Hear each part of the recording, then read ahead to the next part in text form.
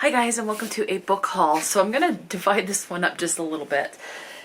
So first I'm going to show you the books that I received in subscription boxes for the month of March. So let's go ahead and get into this. I'm going to start with Once Upon a Book Club just because it's right on top. So for the March middle grade, I received, let's turn on the lights so you can, so there's a bit better lighting. I received The Monster Hypnosis by Romily Bernard.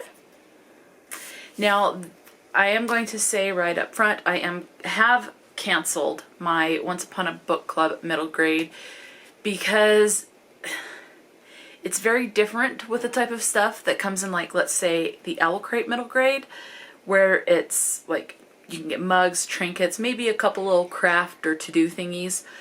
And so it's like even an adult can enjoy the Owl Crate middle grade. The Once Upon a Book Club middle grade is curated specifically for middle grade, and any activities and the items in there are curated towards the middle grader specifically. So the one that came in with this is an invisible ink writing pen.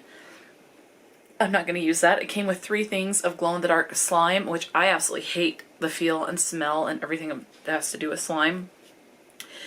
And then there was a thing of like this journal that someone that's in middle grade can do to write their hypothesis, the research that's done, and all the stuff that has to do with scientific experiments, and they write their conclusion and all of that. So all stuff that legitimately middle graders would love to do. But this is the book that was in it, and it's The Monster Hypothesis, again by Romily Bernard. And this one says, "Welcome to Boring, home to 453 people, 2,053 alligators, and 1 monster curse. Correction, home to 454 people, now that Kick Winter is living in the hollows with her grandma Missouri. The town, fake psychic, Boring is anything but boring for Kick, who has already blown a hole through the kitchen floor, befriended a chicken-eating alligator, and discovered that the town's 100-year curse is upon them. It's the Boring curse, and all the kids are about to become monsters, or so the legend goes. People are worried except for Kick.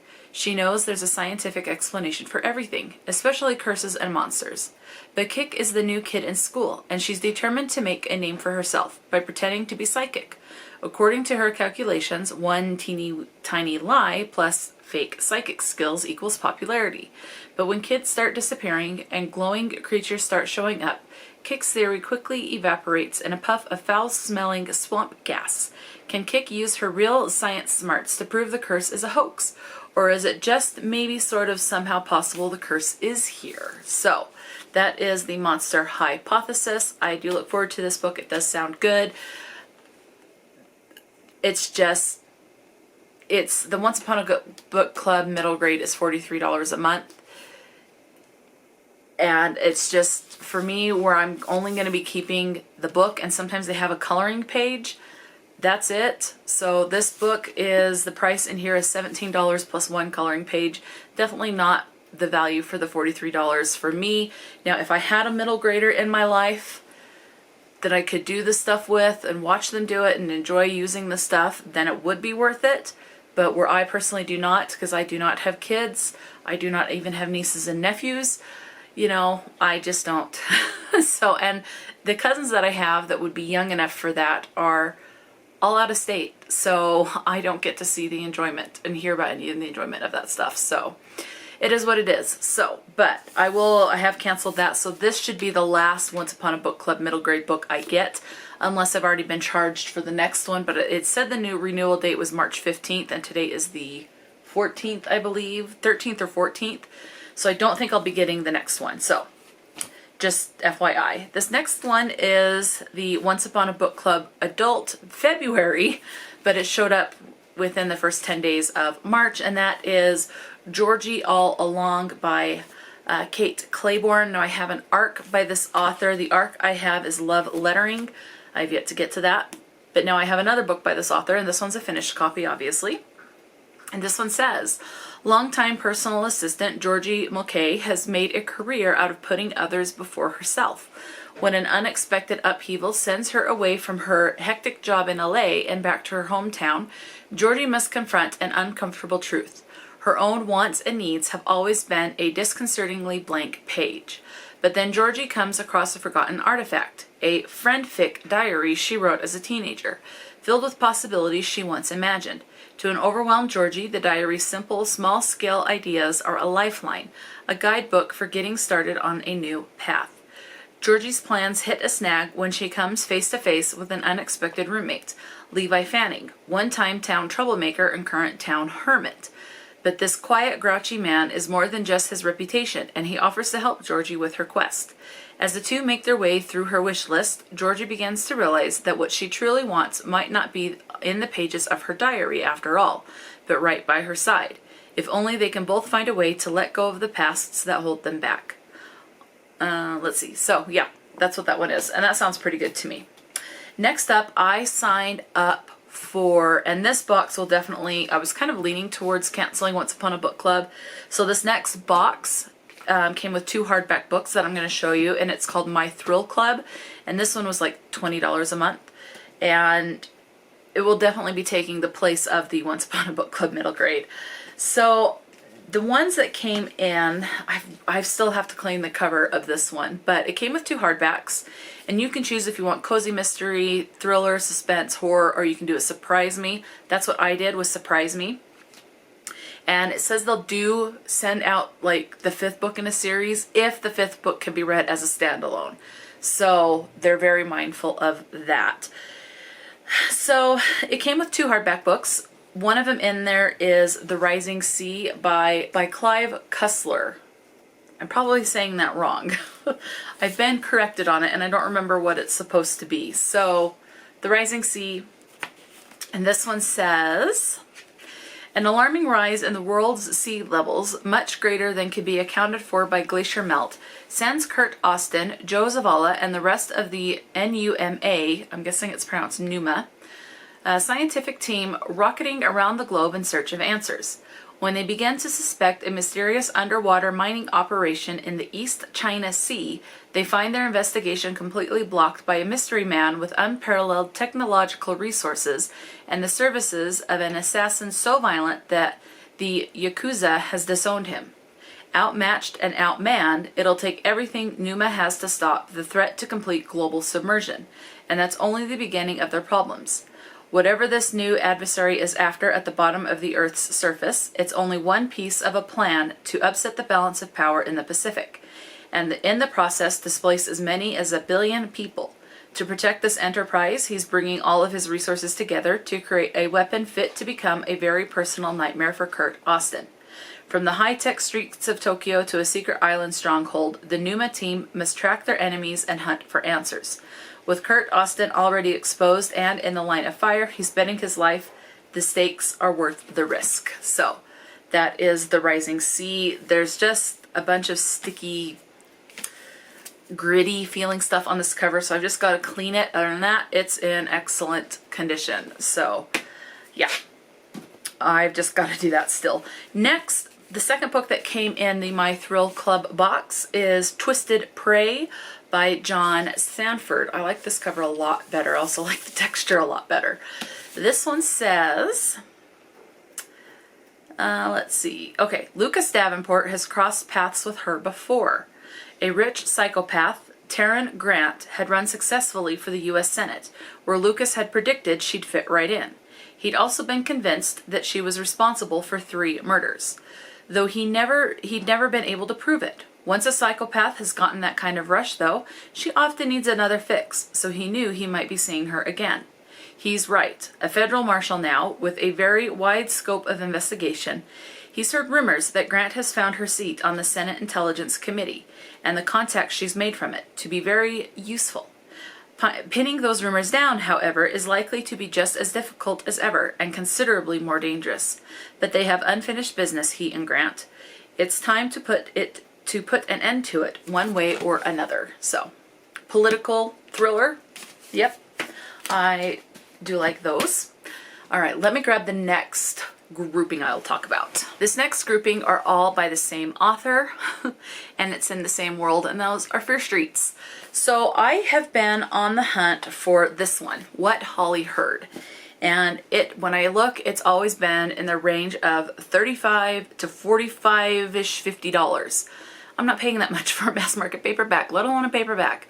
It finally went down to just under 10 bucks, so I got it.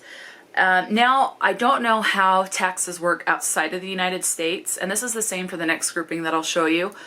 In the United States, we have federal and state tax. So I have the federal, which is the same coast to coast, and then state, I live in Utah, so I have Utah taxes. So, and then when we do, is the tax season, we file the taxes, you either have to end up paying more, which sucks, or you get a refund. And I got a refund for both the federal and the state. So I treated myself to several books, and some of those were the Fear Street books, and then the next big group I'll show you are also from my tax refunds. So I had a little bit of fun splurging with that extra money that I wasn't expecting. And then I put the rest in savings. So anyway, what Holly heard, finally, each one of these was like $10 or less. Like I think the cheapest was like $6 or $7. So $10 or less for these. So what Holly heard, finally, I've been watching this one.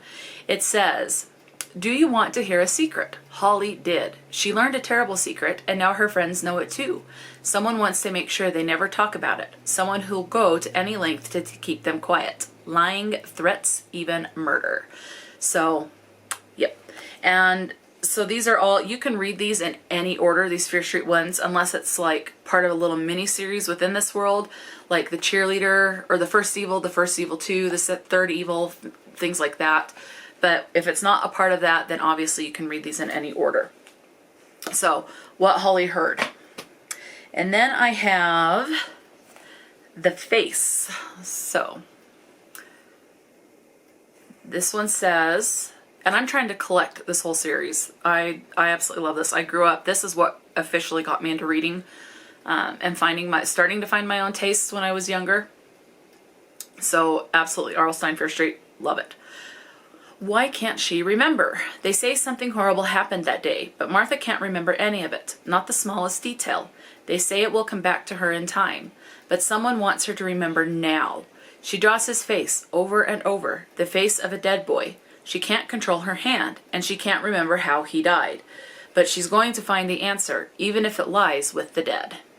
So that's The Face. And then I have Secret Admirer. And this one is, let's see, says, Selena has it all. She just scored the lead in her high school play, and everyone adores her. So when she starts receiving dead flowers from a secret admirer named The Sun, she just assumes it's a harmless fan. But Selena soon realizes that The Sun is serious, dead serious. First, her understudy is injured in a suspicious accident. Then, a speeding car almost kills her. Selena doesn't know what the psycho wants, and she knows it. All she knows is that her number one fan has become her number one nightmare. The fear is catching. So that is Secret Admirer by R.L. Stine. This last one is the last mass market paperback, and this one looks like these three were used. This one's brand new. So yeah. This is definitely brand new. Okay, that one is The Boy Next Door, and I think there's one called The Girl Next Door, and I can't remember if I already have that one or if I'm looking for it. It says they are flirting with death. This guy's got killer looks. Lauren and Crystal think Scott has it all. He's handsome. He's the new star of Shadyside High's football team, and he's moved in right next door. Both girls will do anything, say anything, try anything to get the chance to go out with him. That's all either of them want. But that's all Scott's last girlfriend wanted too, and now she's dead. So, The Boy Next Door. These next ones, unfortunately, are not mass market paperback. These are standard paperbacks. This one's just a little shorter. So, this one is The Perfect Date, Dream Date, or Nightmare. It says, perfect, perfectly evil. Bradley Carlin is getting on with his life. The memory of his girlfriend, killed in a gruesome sledding accident last year, is beginning to fade. Now he's met Rosha Nelson, the girl of his dreams, and he's never been happier. Until Brady starts to see a strange figure, with a terribly scarred face, following him everywhere. Until the horrible accidents start happening every time Rosha's around. Has dating Rosha made Brady's dreams come true, or brought his worst nightmares back to life. Okay, that's the perfect date. 2 more in the Fear Street world. This one is Night Games. And this one says, Diane and her friends love sneaking out in the middle of the night to play harmless pranks on Fear Street while the rest of the town sleeps. Spencer, the ringleader of the group, has shown them how to have real fun. It's exciting to have the town to themselves, to break all the rules, to live without consequences. But when Lenny, Diane's boyfriend, wants to get back at one of the most hated teachers at their school, the group goes too far, and on Fear Street, even death can't stop people from getting their revenge. That sounds good. And then we have this is the last one that I got, and I'll end up, when I keep an eye on these, end up buying, I'm going to try to get like 2 or 3 a paycheck that I get. So, 5 or 6 a month. I think that's pretty good. So, okay, so this is the last one for this grouping, and it is, Can You Handle the Truth? The Confession. When their classmate Al dies, Julie and her friends aren't exactly inconsolable. Al had changed, and recently every single one of them had fantasized about him being out of their lives forever. But that doesn't mean one of them killed him. Julie knows her friends, and she knows they're innocent. They aren't murderers. Then one of them confesses. Julie and the rest of the group swear to keep the killer's secret. It had to have been a one-time thing, right? They would never kill again, or would they? So, yep, that is the grouping that I got for the Fear Street world. Now, I'm going to grab the next grouping. This is the next grouping I got, all with my tax refund. So, I need to get my phone, because these next 2, I cannot read the synopsis because they're the next in a series. So, let me pull up book number 1. It's been so long since I've read it. I see that I gave it a 4 stars, but I don't, other than it's vampires and New Orleans, I don't remember what it was about. Okay, so the 2 that I'm talking about is, let's see, I don't know what order. Oh, okay. So it is The Beautiful series by Renee Ahdieh. Book number 2 is The Damned. And book number 3 is The Righteous. Now, there is a 4th book coming out, and it's set to come out as of right now in December. I have pre-ordered that. I won't be charged for it until it ships. So I've just made a note that that's going to be a charge in December, so I'm not shocked when all of a sudden this charge appears and I don't remember what I ordered.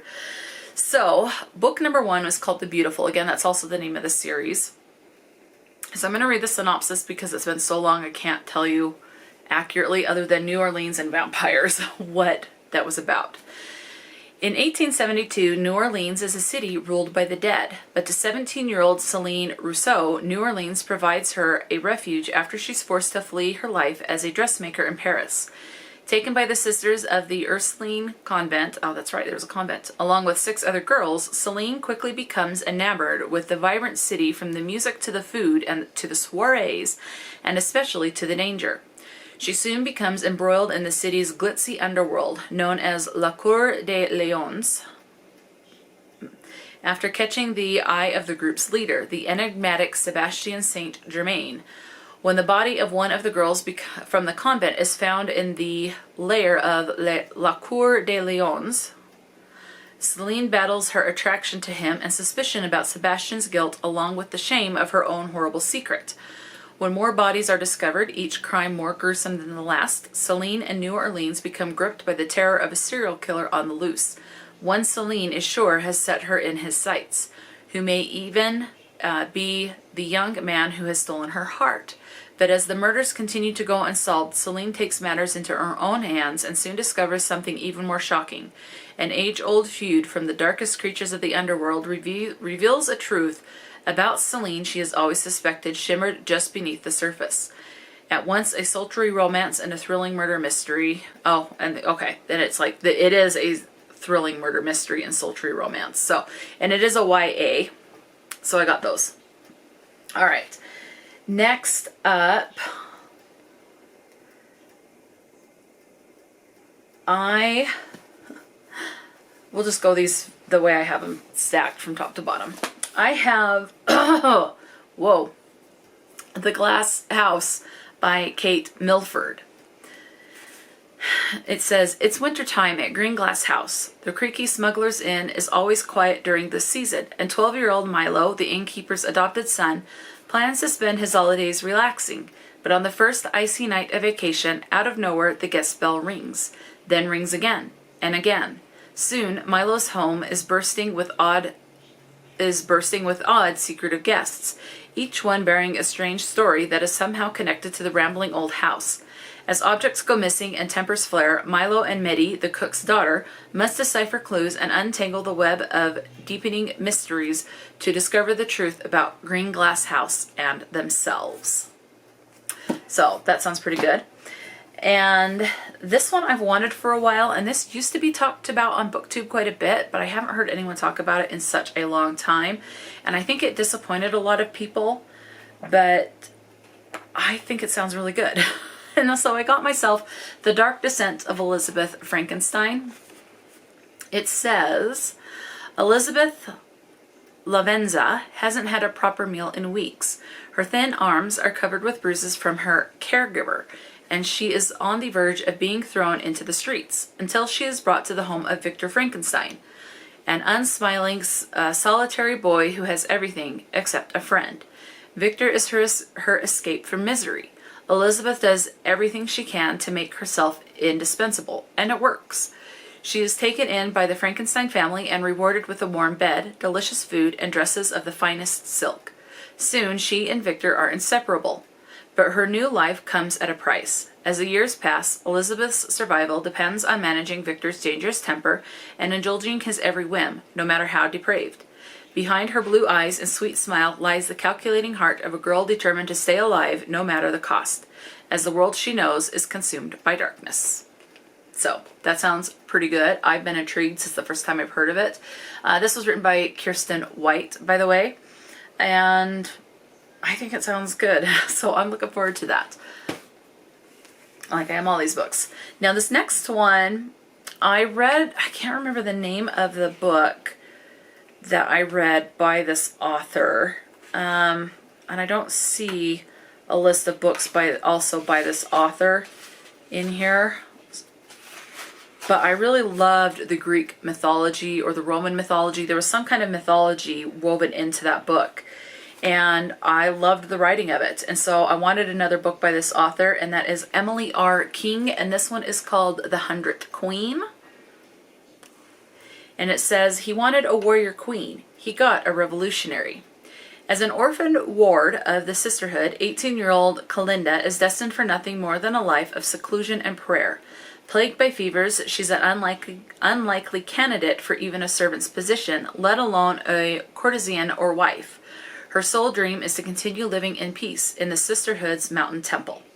But as a visit from the tyrant Raja Tarek disrupts Kalinda's life, within hours she is ripped from the comfort of her home, set on a desert trek, and ordered to fight for her place among the Raja's 99 wives and numerous courtesans. Her only solace comes in the company of her guard, the stoic but kind Captain Devon Naik. Faced with the danger of a tournament to the death and her growing affection for Devon, Kalinda has only one hope for escape, and it lies in an arcane, forbidden power buried within her. It does say this is a fantasy debut, thrilling fantasy debut. A orphan girl blossoms into a warrior, summoning courage and confidence in her fearless quest to upend tradition, overthrow an empire, and reclaim her life as her own. And I really liked the writing of that author. So, next up, I read in the month of February, Lock Every Door by Riley Sager, and that is the third book by Riley Sager that I read. I have loved all three books that I've read by Riley Sager, although one of them I got the synopsis mixed up with a book by Grady Hendrix, so I was a little bit disappointed, but that was my own fault for mixing up the synopsises, because they were very similar titles, and that was like the Final Girls and the Final Girls support group, so I got those synopsises mixed up. That's my own fault. But I have enjoyed the writing in all of these. This looks off kilter a little bit. Let me fix that. Sorry. Okay. I've enjoyed the writing. So I decided I have a book by Riley Sager pre-ordered. I don't remember when that's supposed to come in, but not for a couple of months. So I went ahead and ordered the 2 books that I will be missing from my Riley Sager collection, because I do want to collect all those books now. And so I got those ones. Now, one of them that I got is The House Across the Lake. And this one says, be careful what you watch for. Kasie Fletcher, a recently widowed actress trying to escape a streak of bad press, has retreated to the peace and quiet of her family's lake house in Vermont. Armed with a pair of binoculars and several bottles of bourbon, she passes the time watching Tom and Catherine Royce, the glamorous couple living in the house across the lake. They make for good viewing. A tech innovator, Tom is powerful, and a former model, Catherine is gorgeous. One day on the lake, Kasie saves Catherine from drowning, and the two strike up a budding friendship. But the more they get to know each other and the longer Kasie watches, the more it becomes clear that Catherine and Tom's marriage isn't as perfect as it appears. When Catherine suddenly vanishes, Kasie immediately suspects Tom of foul play. What she doesn't realize is that there's more to the story than meets the eye, and that shocking secrets can lurk beneath the most placid of surfaces. So, that sounds pretty good. The one thing about this book cover I'm going to say that I absolutely hate with this dust page is the fact that this black writing is on a bright yellow. That actually kind of hurt my eyes a little bit to try and read. But anyway, let's go ahead and move on. The second book that I ordered from Riley Sager is Survive the Night. This one came in a paperback. I don't remember I think the hardback was not available. Either that or it was like triple the price. I don't think it was available. Anyway, Survive the Night. It says, it's November 1991. Nirvana's in the tape deck. George H.W. Bush is in the White House. A movie-obsessed college student, Charlie Jordan, is in a car with a man who might be a serial killer. Josh Baxter, the man behind the wheel, is a virtual stranger to Charlie. They met at the campus ride board, each looking to share the long drive home to Ohio. Both have good reasons for wanting to get away. For Charlie, it's guilt and grief over the shocking murder of her best friend, who became the 3rd victim of the man known as the campus killer. For Josh, it's to help care for his sick father, or so he says. The longer she sits in the passenger seat, the more Charlie notices there's something suspicious about Josh, from the holes in his story about his father to how he doesn't want her to see inside the trunk. As they travel an empty, twisty highway in the dead of night, an increasingly anxious Charlie begins to think she's sharing a car with a campus killer. Is Josh truly dangerous? Or is Charlie's jittery mistrust merely a figment of her movie-fueled imagination? One thing is certain, Charlie has nowhere to run and no way to call for help. Trapped in a terrifying game of cat and mouse played out on pitch-black roads and in neon-lit parking lots, Charlie knows the only way to win is to survive the night. So, sounds pretty good. Okay, these next ones I just bought today as of filming this. My mom and I were out running errands, and I just got paid this week, and I thought I'm going to treat myself to 2 books. It's not like I needed to do this, but I wanted to. So this one is, let's see, one's an adult, I believe, and this one's definitely a young adult. And that one is Sunkissed by Kasie West. This one says, Avery has always used music as an escape, but after her best friend betrays her, even her perfectly curated playlists can't help her forget what happened. To make matters worse, her parents have dragged her to remote family camp for 2 months of fun. Just when Avery is ready to give up on the summer altogether, she meets Brooks, mysterious, frustratingly charming Brooks, who just happens to be on staff, which means he's off limits. As the outside world falls away, Avery embarks on a journey of self-discovery, and when Brooks offers her a chance of a lifetime, she must decide how far she's willing to go to find out what she wants and who she wants to be. I haven't heard anyone talk about Kasie West, and I thought that sounded pretty good, so we shall see. If you've read anything by any of these authors, please let me know. This next one I got because, one, I like books that deal with music, and I want to read more that has music as an underlying theme. And I also like the fact that this says it's Scotland. So, Scotland's Melody. This is a very, very short book. This is less than 200 pages with the epilogue. It's 199 pages, like 198 and 3 lines. So Scotland's Melody by Katie Stewart-Stone. It says, Melody Foster has been granted every luxury available save one, the ability to love whom she chooses. When her father reveals that she is to marry a wild Scot she's never met, Melody defies him and declares she will never marry without affection. Her choice is to marry Richard, a footman in her father's household, prompts her family to disown her, and she goes to London to risk everything for love. But she is blindsided. Without a penny to her name, her love is worthless to Richard, and he decides to change tactics. Perhaps she could still serve a purpose. After all, her family can't sit idly by while she is held for ransom. Desperate to escape the man she thought she loved, Melody finds allies to aid her.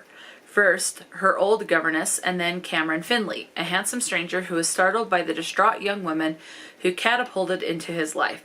Cam finds himself sympathetic to the young woman's plight, so he and his sister agree to take her on as a servant in their household. Cam and Melody are powerfully drawn to one another, but can Melody ever trust her heart when it was so terribly wrong before? Sounds good. So that's that one. This next 3 books I got, and I'm going to read, so this, let's see, book 3, book 1, book 2. Okay, these next 3 books, I got down to the last book in the first trilogy. There's like several trilogies, some are quartets, in the Farseer World by Robin Hobb. So I actually have on my April TBR the 3rd book in the Assassin's Apprentice trilogy, and then that one will be done, and I wanted the next trilogy up on deck. So these 3 I ordered before I got my tax return, so this was out of a different paycheck, but I have just thoroughly enjoyed being in this world. I wanted the next one, so when I get to the 3rd book, I'll order the next set in this world. So book 1 is Ship of Magic. Book number 2 is The Mad Ship. And then book number 3 is Ship of Destiny. Let me look at the synopsis, because I don't think we're following the same characters.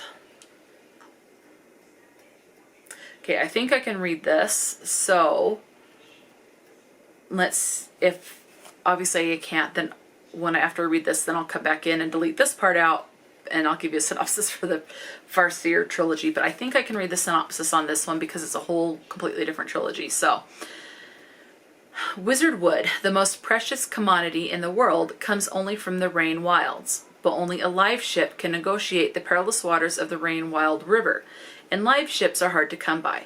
They quicken only when 3 family members from successive generations have died upon their deck. The live ship Vivica is about to undergo her quickening. Ahdieh Verstrit waits for the ship that she loves more than anything in the world to awaken, but her dream of taking her father's place at Vivica's helm is not to be, for her family have other plans. And the dark, charming pirate Kenneth also lusts after such a ship. He well knows the power of Wizardwood and has plans of his own. So yeah, so I will leave this part in there. So, because there was nothing in there that spoiled the first trilogy. Had to charge my camera a little bit. All right, this next one is a pre-ordered that I did as soon as I found out about this. Like, I pre-ordered this at the end of last year, so of 2022, and that's A Day of Fallen Night by Samantha Shannon. I have read Priory of the Orange Tree, and this one I know takes place before Priory of the Orange Tree. This one says, Tunuva Melim is a sister of the Priory. For 50 years she has trained to slay worms, which are dragons, is my understanding.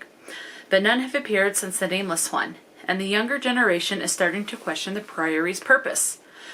To the north, in the kingdom of Inez Sabran, the ambitious, has married the new king of Herath, narrowly saving both realms from ruin.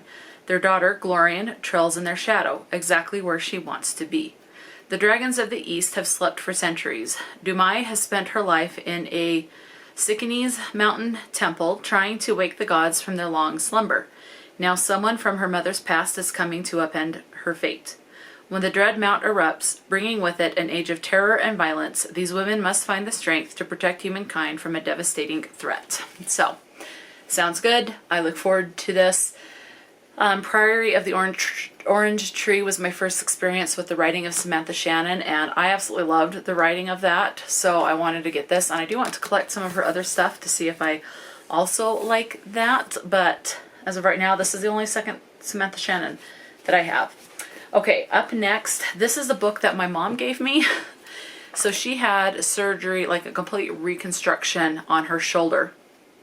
And this book she tried to read, but it was hard to hold it because her arm is in a sling. And she gave it to me because she ended up getting that on a Kindle. And that is Kitchens of the Great Midwest. Born into a food-obsessed family, Eva Thorvald finds her solace and salvation in the flavors of her native Minnesota. From Scandinavian lutefisk to hydroponic habaneros, each ingredient represents one step in Eva's journey as she becomes the chef behind a legendary pop-up supper club, culminating in an opulent feast that's a testament to her spirit and resilience. Let's see. So that sounds good. And so thank you to my mom for that. I'm on the last 3 books, but I have to keep charging for like 2 minutes. So let me go ahead and tell you about these ones for what I can. These are all ones that I won from Goodreads, these last 3. This one comes out June of this year, and it is Banyan Moon by Tao Tai.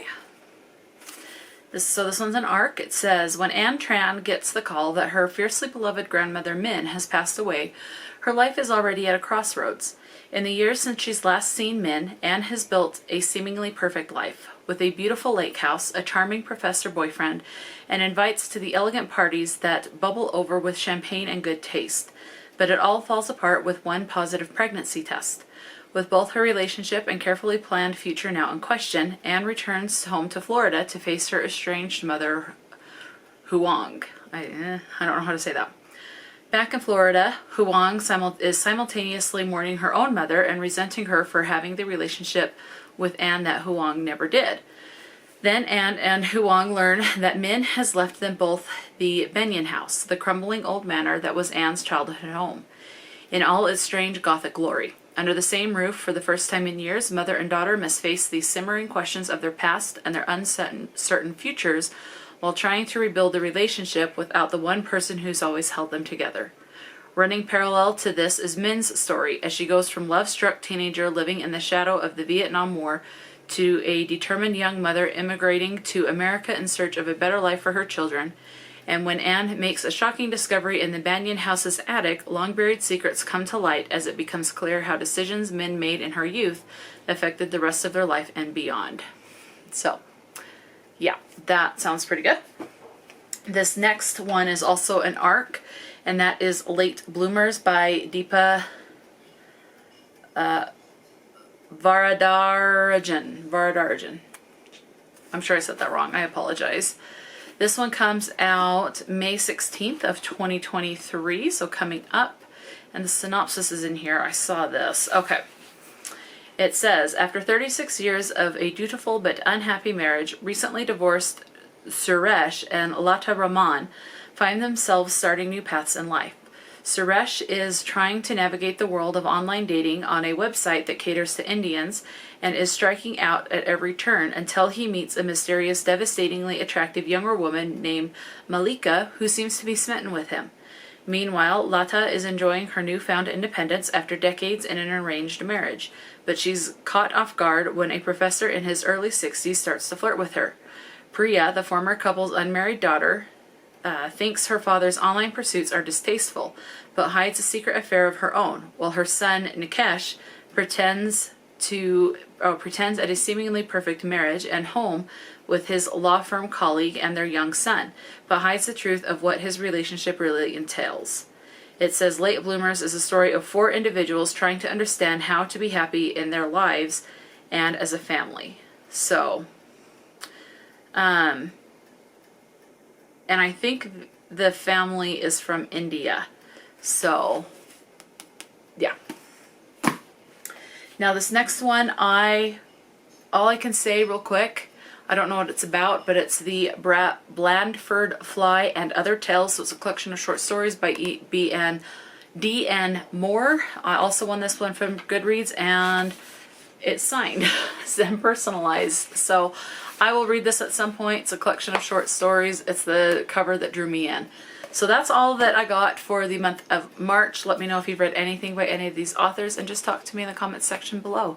Until next time, stay true to yourself and enjoy a good book, and I'll talk to you later.